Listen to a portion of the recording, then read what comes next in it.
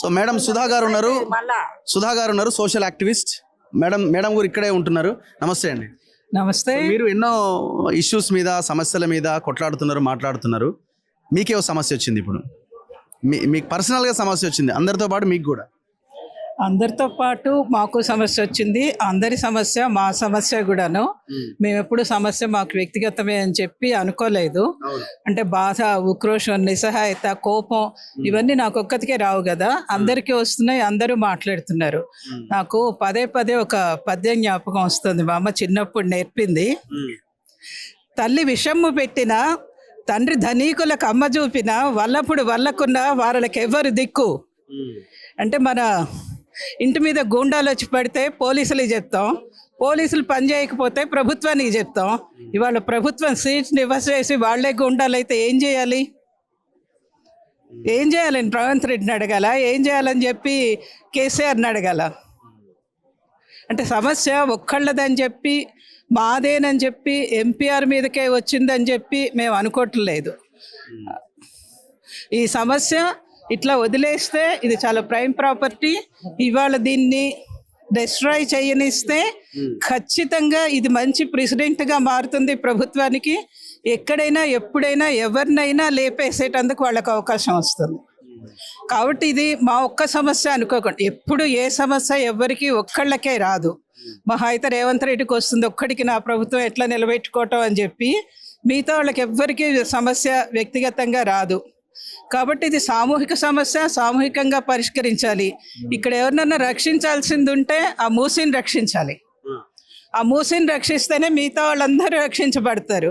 మూసీని రక్షించడానికి చేయాల్సింది Madhu park region కూలగొట్టడం కాదు. ఇందాక నుంచి పదే పదే చెప్తున్నారు, దామగుండం నుంచి తీసుకురండి, మూసీ ఎక్కడ పుట్టిందో అక్కడి నుంచి తీసుకురండి. నిజంగా అంత కామన్ గుడ్డే అవసరమైతే కోసం మధు పార్క్ రీజ్ వదిలేస్తుంది. మా ఒక్కళ్ళ మీదే ఎక్కువ పెట్టారు కదా, మధు పార్క్ రీచ్ మీద మాత్రమే ఎక్కువ పెట్టారు కదా, నోరు గల వాళ్ళ మీదే ఎక్కువ పెట్టారు కదా. నోరు లేని వాళ్ళ సంగతి ఏంటి?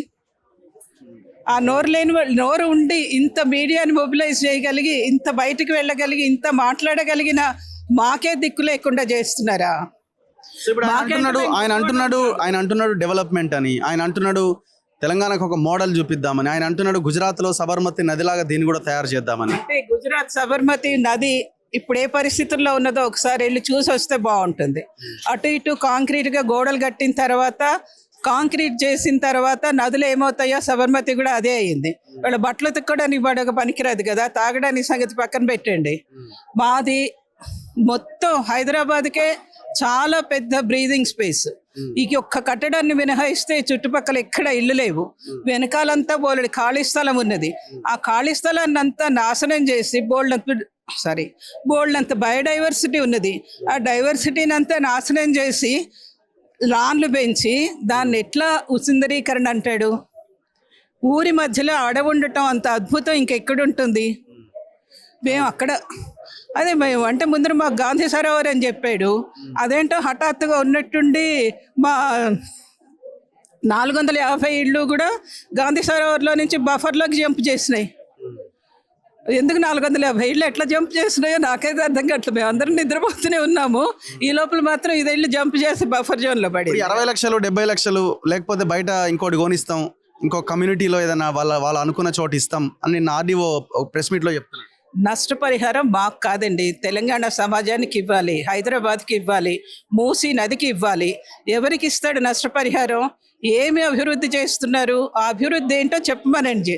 ఇందాకే చెప్పాను కదా, అభివృద్ధి ఏంటో చెప్తే ఆ అభివృద్ధికి నిజంగానే మేము అడ్డంకులం అయితే అప్పుడు ఆలోచిస్తాం.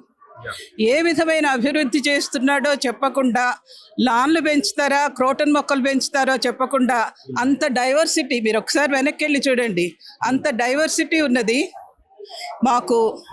అంటే అన్స్పోకెన్ బర్డ్ శాంక్చురీ అది.